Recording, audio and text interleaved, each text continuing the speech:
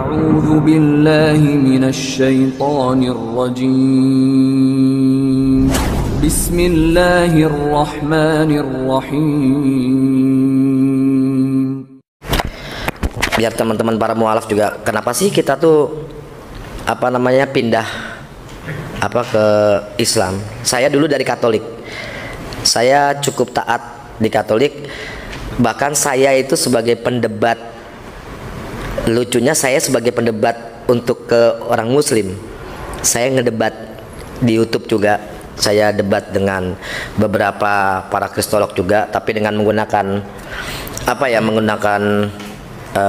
akun palsu.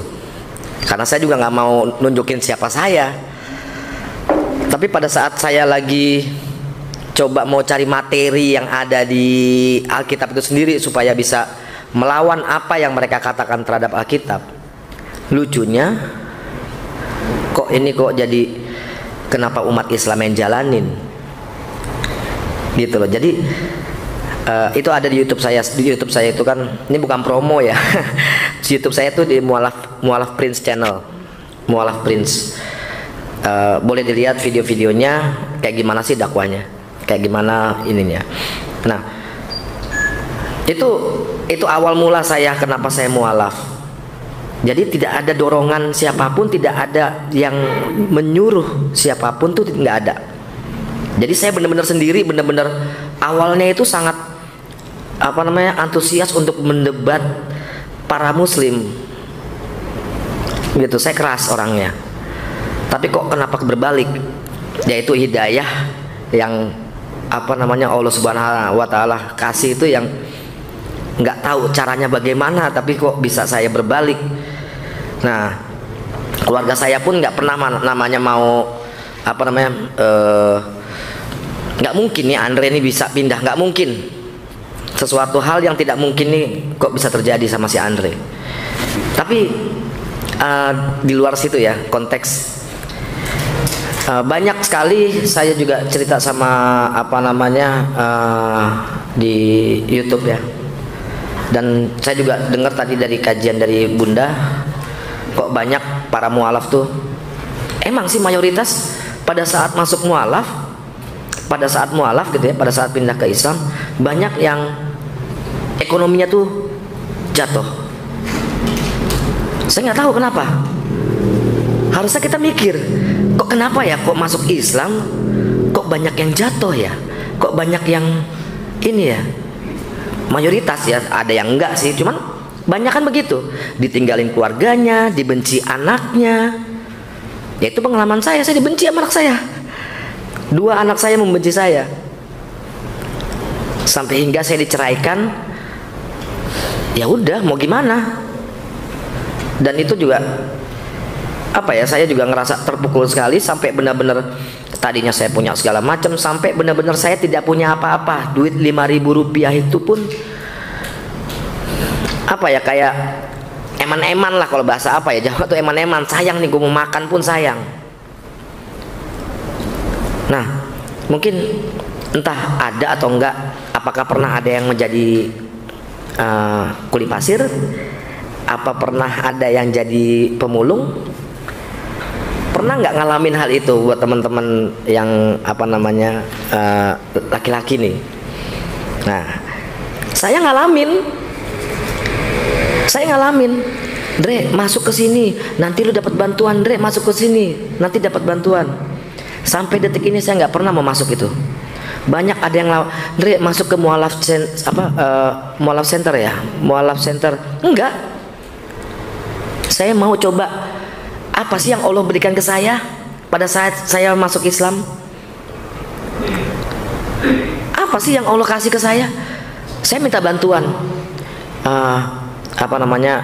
Saya coba buat ini. Nggak dikasih, ya sudah. Namanya bukan rezeki. Tapi kita jangan saya tuh seneng banget membaca ayat ya. Bahkan mungkin sekarang teman-teman mualaf juga pasti lebih memahami lebih dulu ketimbang menghafal.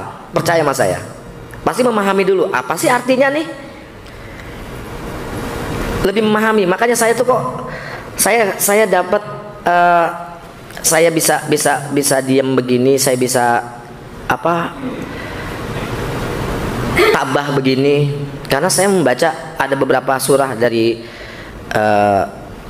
Al-Kautsar juga sama surah Al-Humazah. Itu kan ada kalimat, ada satu ayat ya sabuan apa ya sabuan na ala aluha ahla ya kan ya aflada kan akhlada kan gitu. Nah itu ya sabu ana ala mahu akhlada. Nah itu kan artinya kan mereka mengira harta bisa mengekalkannya. Maksudnya harta apa ya? Apa sih yang kita pikirin? Masalah ekonomi, masalah makan, atau masalah pengen punya handphone, atau masalah pengen punya motor. Di benak kita kan gue pengen punya ini. Makanya aku tadi menyimak ininya Bunda tuh, omongannya Bunda. Bun, aku tuh mualaf dari dulu. Kenapa saya nggak dikasih bantuan kayak gitu ya Bun ya? Kok mintanya sama para ini gitu loh. Jadi kita sama Allah lah. Kita sudah dikasih kapasitas untuk apa ya? Allah ngasih kita begini segini. Itu karena Allah tahu kemampuan kita. Saya punya kafe. Kebetulan kafe saya itu pemberian dari viewer. Pemberian. Jadi bukan waktu saya bikin YouTube ya. Waktu bikin YouTube itu nggak ada niatan untuk bikin apa? Untuk memperkaya atau untuk supaya saya mendapatkan AdSense-nya, duitnya. Enggak. Bahkan di YouTube saya pun tidak ada please like, comment, and subscribe. Kayak di ngaji cerdas tuh kan ada. Kalau saya nggak ada. Saya nggak ada. Karena niat saya siar. Saya ngasih tauin. Nggak ada niatan untuk mau cari apa. Nggak taunya lain. Respon dari teman-teman Muslim, dia kasih, Dre, mau usaha nih. Jadi bukan duit. Ini mau usaha ini, nggak tahu ini Allah yang ngasih jalan ya, bukan karena saya nuntut, saya mau ini nih enggak. Dan tiba-tiba dikasih segala macam. Karyawannya siapa ya? Bayarnya berapa ya? Listriknya bagaimana ya? Saya nggak punya duit, jalanin aja. Ya udah, saya punya 2 anak yatim juga, ya kan? Ini ngurus makannya bagaimana ya? Bingung sayanya. Cuman karena saya udah kita jalanin aja. Jika Allah memberikan kita besok makan, meridhoi kita makan besok, kita akan makan besok. Jika Allah tidak meridhoi kita tidak makan, kita tidak makan. Tapi semua Allah ridhonya Allah itu tidak pernah gagal. Tidak akan pernah gagal. Pasti ada sesuatu yang Allah mau berikan ke kita, mungkin dengan cara lain. Dan alhamdulillah sampai sekarang saya bertahan. Tanpa saya meminta, tanpa saya ini segala macam, saya bisa ngurus anak-anak yatim saya. Terus apa namanya teman-teman yang di karyawan, teman-teman karyawan pun orang-orang yang kebanyakan notabene yang apa namanya ya, bukan pengalaman di kafe, enggak, bahkan nggak ngerti gimana sih bikin kopinya, nggak ada yang ngerti. Tapi pada saat makan bareng nih, biasanya kan sebagai atasan kalau lagi makan yang ngambil duluan siapa? Pasti atasan dulu kan, ya kan? Ini saksinya ada nih yang rekam, ini orang saya nih. Nah kalau makan dulu ambil, loh Bang Andre dulu, enggak, gue udah ada, saya bilang gitu. Oh ya udah makan nih. Nggak taunya sisanya nasinya cuma tinggal sedikit sama kuahnya doang, sayurnya. Udah pada lahap makannya. Saya ambil, loh Bang, katanya udah ada nasinya, udah ada lauknya. Enggak, ini lauknya. Ya tinggal airnya doang. Ya itulah Allah kasih rezeki saya ini. Allah ngasih rezeki saya ini. Yang penting saya bisa makan, tapi Allah ngasih rezeki saya ini. bahwa Allah tahu kita mampu untuk makan cuma nasi sama sayurnya doang, kita masih bisa. Dre, ini rezekinya lu ini, Dre, rezekinya lu ini. Begitu juga maaf, duit yang ada di kantong kita ini, maaf ini, duit yang ada di kantong ini sebenarnya kalau banyak orang bilang ini duitnya siapa sih? Duit Abang Andre. Makanya saya tanya, rezeki sama milik sama nggak sih? Kira-kira ada yang tahu nggak? Rezeki sama milik tuh sama nggak? Beda. Bedanya di mana, Pak? Kalau milik kan sudah kita pegang, kalau rezeki mah belum. Oh, jadi ini kalau ini udah milik kita ya? Iya, kita udah. Iya.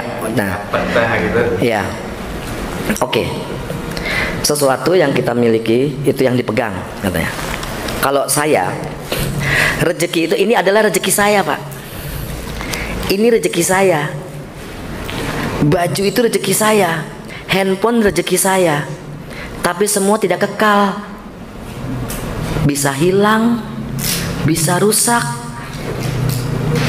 Duit pun saya bisa ngasih ke tukang parkir.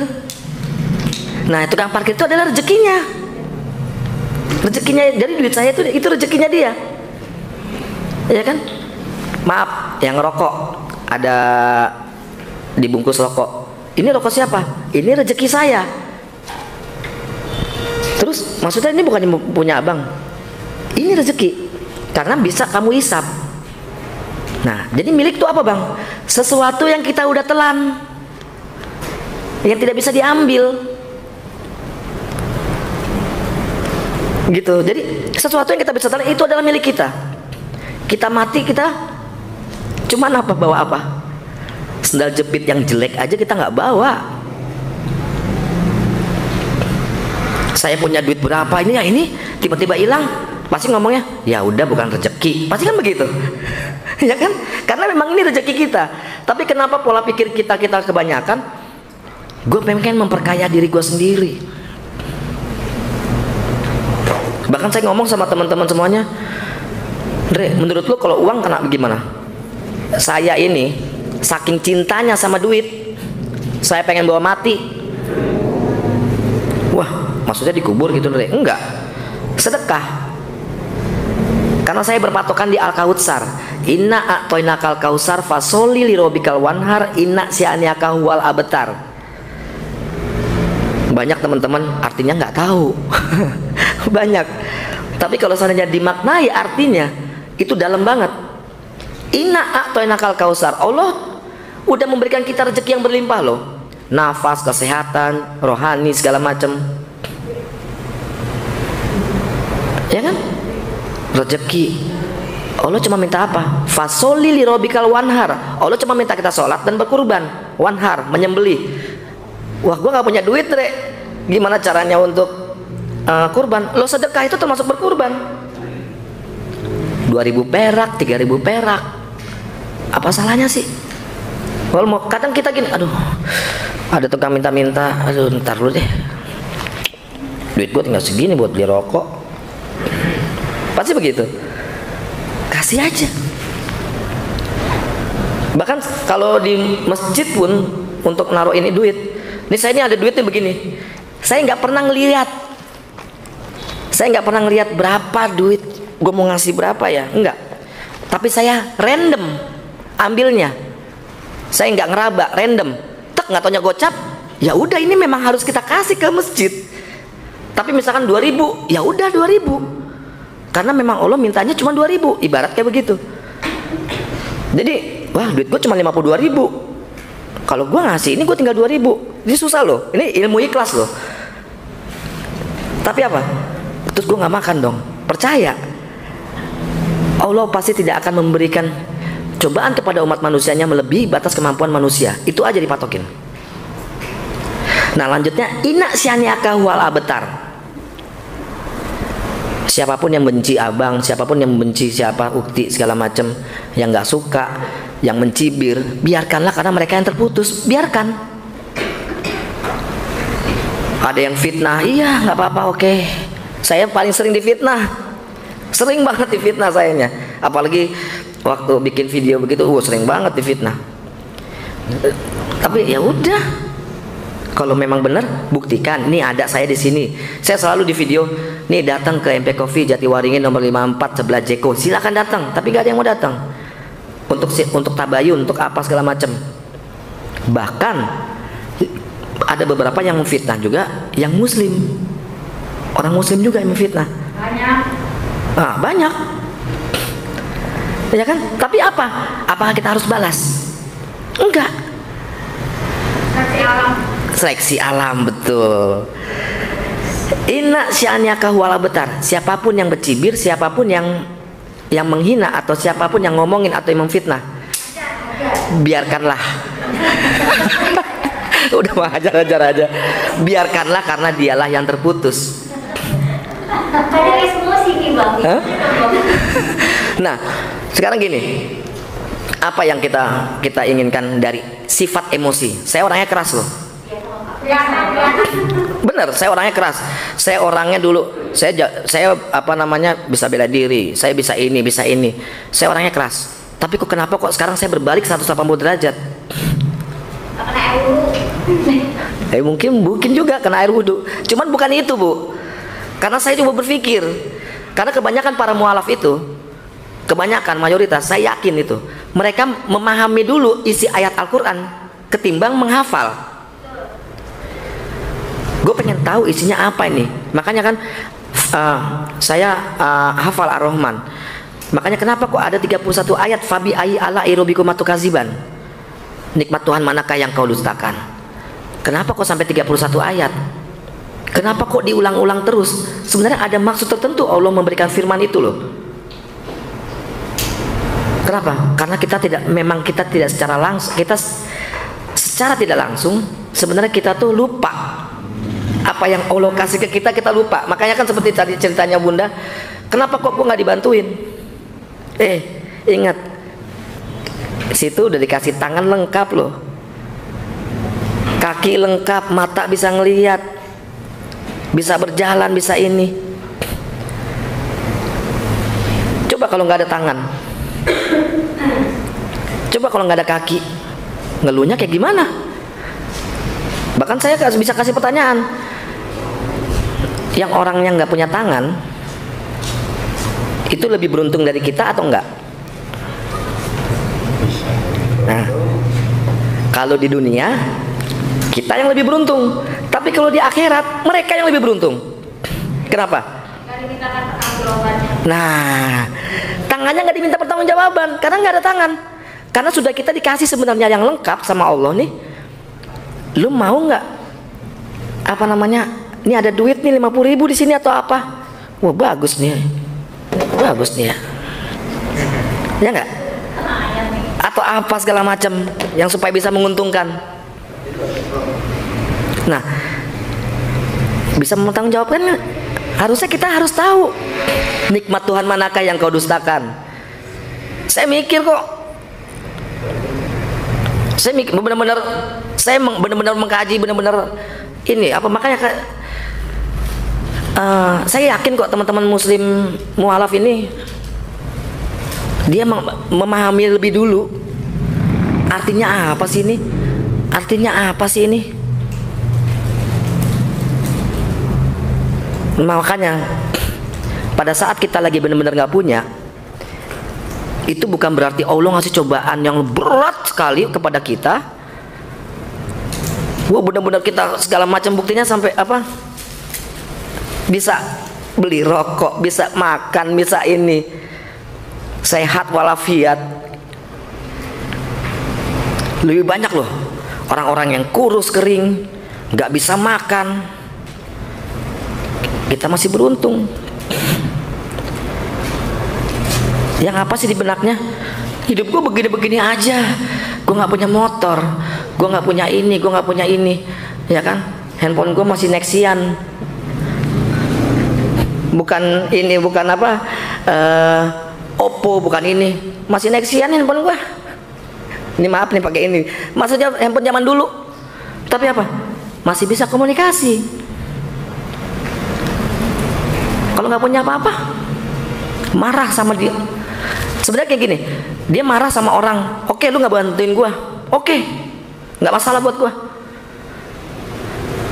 Marah, kesel, bunda cerita tuh kan ada yang ini keras segala macam. Sebenarnya dia bukan marah sama ini, dia sama marah sama Allah. Kenapa Allah gua pindah kok gua jadi begini? Makanya saya tanya, pernah jadi pemulung nggak? Ngumpulin botol aqua digeprek-geprek buat makan, cuman dapat 25.000 sehari. Kuli pasir sampai kaki saya borokan, bener. Tapi Ndre, lu kok sekarang begini? Saya nggak tahu, lillahi ta'ala, bahwa Allah kasih jalan yang terbaik buat kita. Bahwa saya juga ngelihat, saya punya duit, tadi saya cerita sama bunda ya bun, duit saya 15.000, ini realita, kisah nyata. Duit saya tinggal 15.000, mau makan nggak tahu. Andre bikin cerita nih, ngawur ceritanya, atau cuman pengen di apa namanya, di elu-elukan atau di respect. Enggak, saya nggak tahu itu sifat sayanya yang bukan sifat saya kok jadi begitu. Saya jalan di mana, di warteg mau makan, saya ngeliat bapak-bapak dilalah mukanya itu mirip kayak bapak saya, dilalah, udah tua, kayak kelaparan ngeliat warteg. Duit gue tinggal 15.000, goceng dapat kok nih, setengah nasi sama sayur kuah sama tempe. Saya kasih, Pak, buat makan ya Pak ya, nanti makan ya Pak. Aduh makasih ya Dek, ada, tenang aja Pak, saya makan. Habis pulang nguli pasir, terus saya bayar, Pak nasinya setengah aja sama kuahnya aja sama tempe satu, bisa nggak dapat goceng? Oh bisa Dek, gitu. Bisa ya, ya udah, nungguin. Itu Dek katanya gitu, itu Mas katanya. Oh iya, loh kok ada isinya ayam sama tahu, tempe, ikan segala macem. Loh, bukan, saya nggak punya, saya ini Pak, saya cuma 5.000 apa, cuman tempe doang. Nggak apa-apa, makan aja Dek. Enggak, saya nggak mau Dek. Mas makan aja. Enggak, saya ngelihat kok Mas, dilalah kok mata saya ngeliatin Mas itu ngasih duit ke sana katanya. Tapi kenapa Mas, saya pikir Mas ada duit, nyatanya Mas cuma makan 5.000 perak. Ya itu bukan rezeki saya, itu rezekinya abang. Ya udah bang, makan.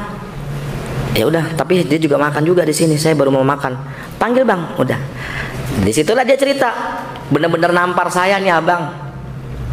Biasanya nih kalau orang lagi makan, ada minta-minta datang, saya usir, jangan ganggu orang makan, pergi. Di warteg nih. Pada saat dia ngeliat kayak begitu, bener-bener kayak Allah itu ngasih jalan.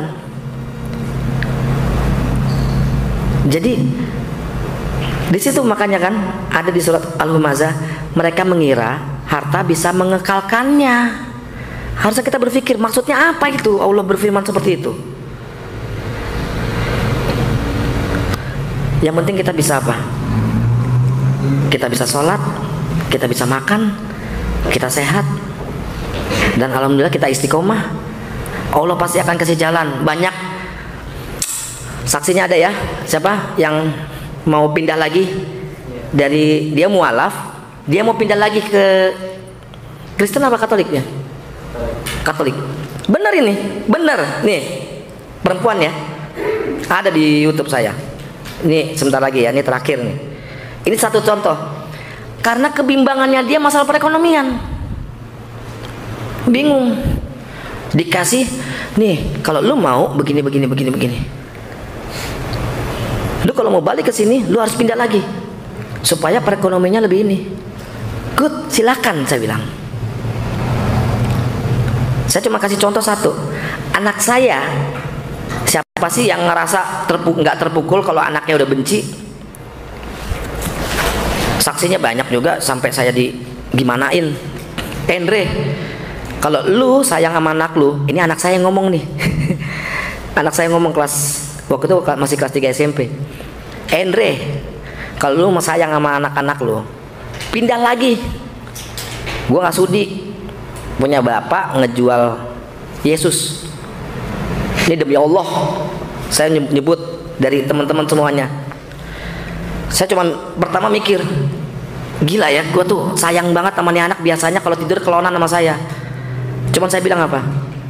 apapun kamu benci ke ayah, tetap kamu anak ayah, dan kamu nggak bisa ngatur apa yang ayah yakinin.